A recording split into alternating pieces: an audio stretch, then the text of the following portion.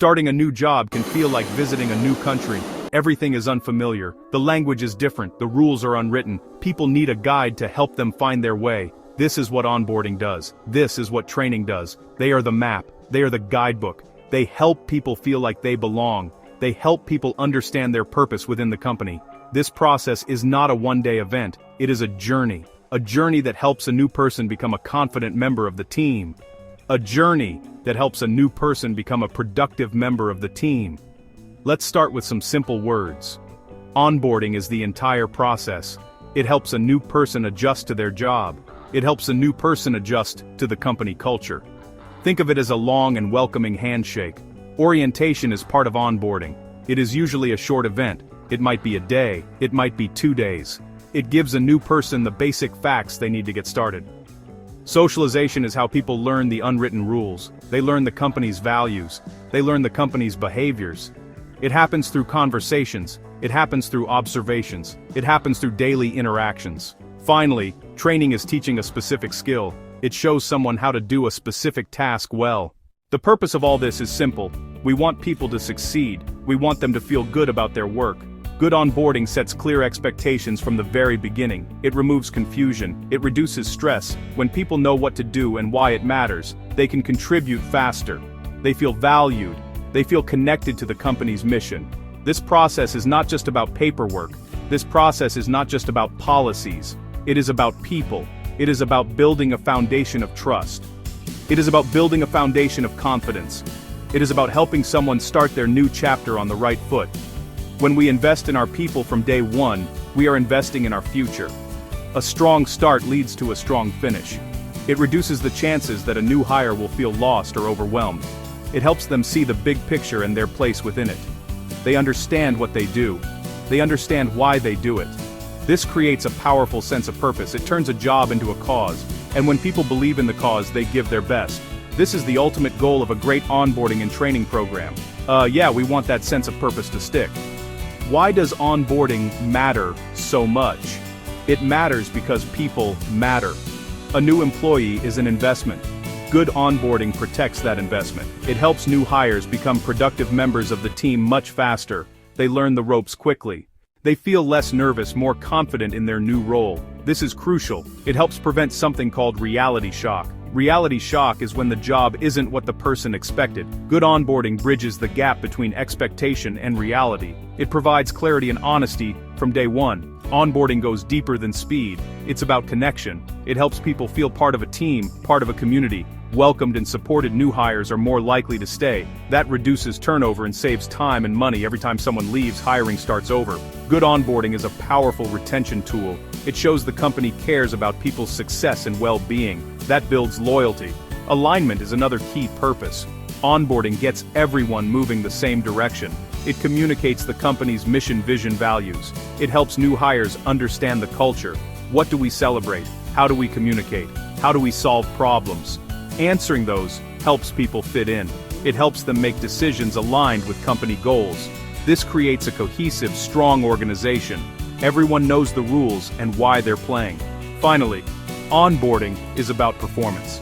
It sets clear goals and performance expectations. Orientation is often the first formal step in the onboarding journey. It is the official welcome.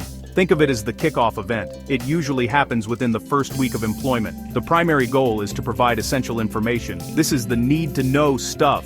It helps a new person navigate their first few days and weeks without feeling lost. It is a time to answer basic questions and handle necessary paperwork. It sets the stage for everything that will follow. A good orientation is organized, welcoming, not overwhelming. What should be included in orientation? Many companies provide an employee handbook. This is a very useful tool. A good handbook clearly explains the company's rules, policies, benefits. It might include an introduction to the company's history, mission. It will have details about work hours, dress code, codes of conduct, information about pay schedules, benefits like health insurance, safety rules, emergency procedures. The key is to keep the handbook simple and easy to read. Use clear language, not corporate jargon. Beyond the handbook, orientation should be an interactive experience. It is a chance for new hires to meet key people, direct manager team members, leaders from other departments. A tour of the workplace is also very helpful.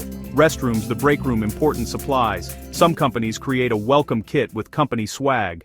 Even with the best intentions, orientation programs can run into problems. One of the most common issues is information overload. New employees are bombarded with too much information all at once. They are given thick binders. They are given complex presentations.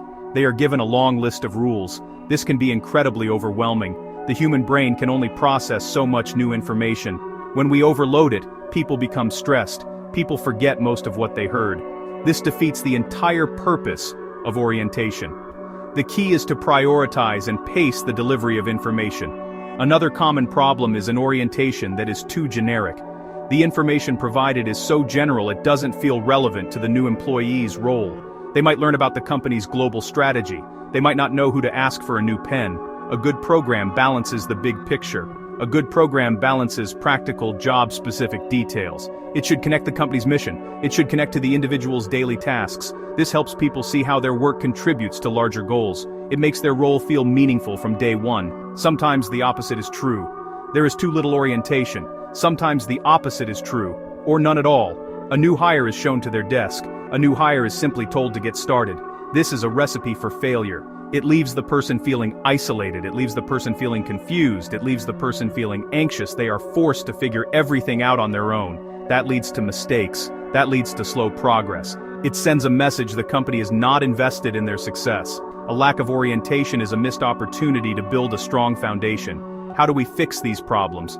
The solution is thoughtful design. Give new hires the most critical information first. Spread the rest of the content over the first few weeks. Section 5. Step 1 of training. Finding the need, analysis. Great training starts with a great question. What do people need to learn? This is the first step, known as training needs analysis. It is about identifying the gap between where your people are and where they need to be. We are not training for the sake of training. We are training to solve a specific problem or build a specific skill. The analysis process helps us pinpoint exactly what that is. It ensures that our training efforts are focused, relevant, and effective. It prevents us from wasting time and resources on the wrong things.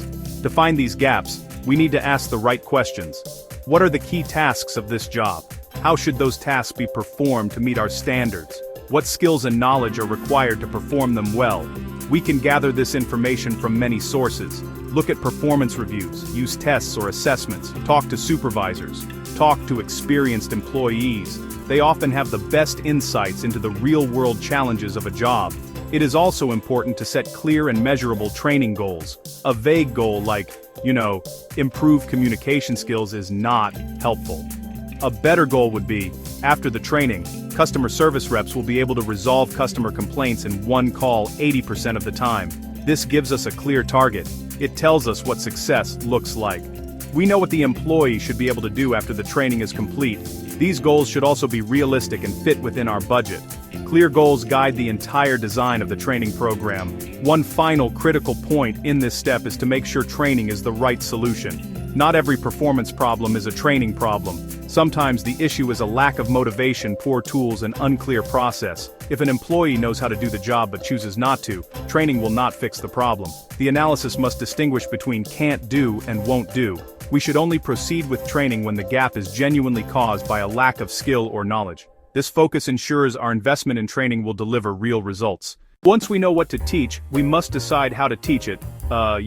This is step 2. Instructional design. It is the blueprint for the learning experience. Here, we choose the methods and materials that will best help our people learn. This step is about being creative and practical. We need to think about our audience. Are they new to the workforce? Are they experienced professionals? Are they comfortable with technology? The design of the training should match the needs and preferences of the learners. It is not a one-size-fits-all process. We can choose from a wide range of teaching methods. Flowchart. E-learning or classroom. Or on the job. Skilled employee. There is formal learning, a traditional classroom and online course. This is structured and easy to track. It can be very efficient for teaching a large group the same information. Then there is informal learning. It happens naturally on the job. Getting tips from a coworker. Watching an expert. Learning through trial and error. Informal learning is powerful because it's directly tied to the work.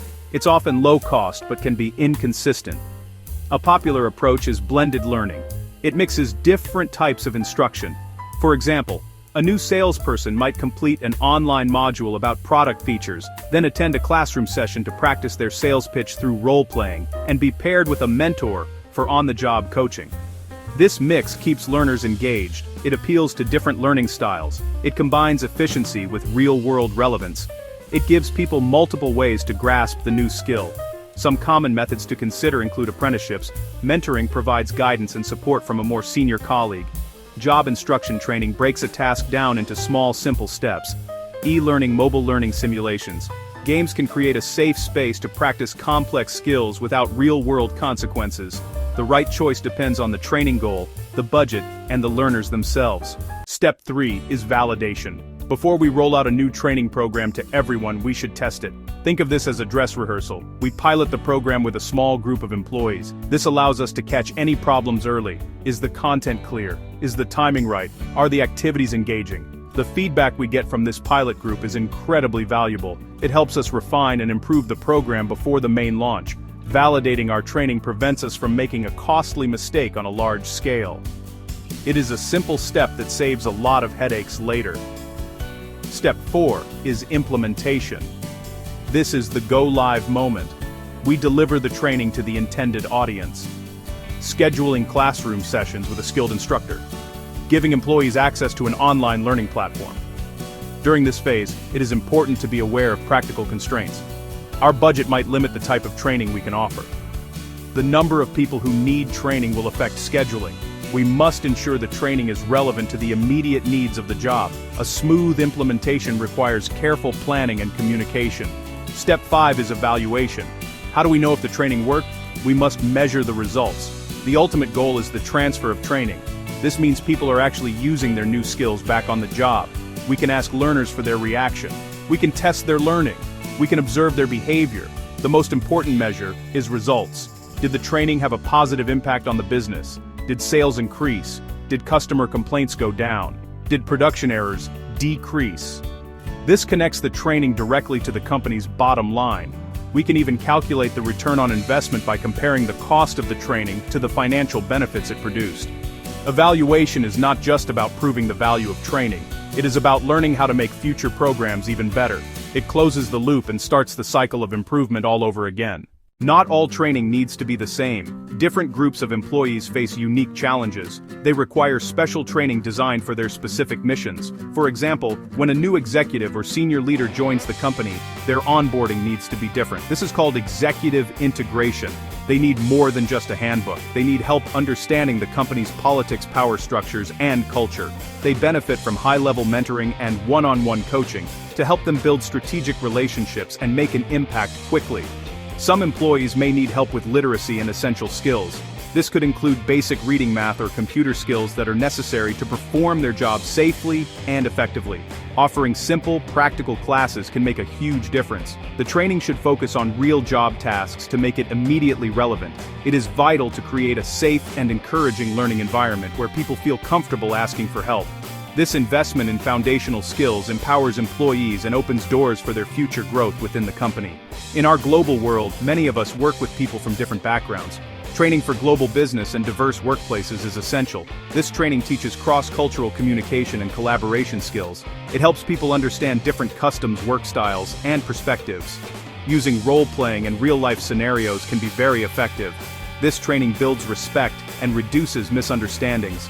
It helps create a more inclusive workplace where everyone feels valued and can contribute their best work. It is a key skill for any modern organization. Other special purposes include customer service training, which teaches employees how to interact with customers politely and solve their problems effectively. Teamwork training helps groups of people collaborate more efficiently, often using team-building exercises. And training for first-time supervisors is critical. Onboarding and training are not just administrative tasks. They are not just about filling out forms or sitting through presentations. They are about people. They are about building a culture where people feel they belong and can do their best work. A good program accelerates learning. It reduces the stress and uncertainty of starting something new. It cuts down on costly mistakes. It helps teams and leaders perform at a higher level. It shows every single employee that we believe in their potential from their very first day. The key is to keep it simple and focused. You do not need a complex, expensive program to make a difference. Start with the basics. Use the 5-step training process as your guide.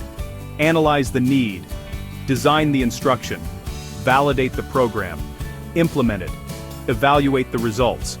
This simple framework ensures your efforts are targeted and effective. Test your ideas on a small scale. Measure what works. And remember to offer special training for groups with unique needs like new managers or global teams. Small investments in onboarding and training yield big returns. They lead to higher productivity, greater employee loyalty, and a stronger company culture. The benefits are not just in numbers on a spreadsheet. They are seen in the confidence of a new hire, the success of a new team, and the growth of a new leader. It all starts with a commitment to helping people succeed. It starts with believing that a better beginning leads to a better future for everyone. So, where do you start? You start today.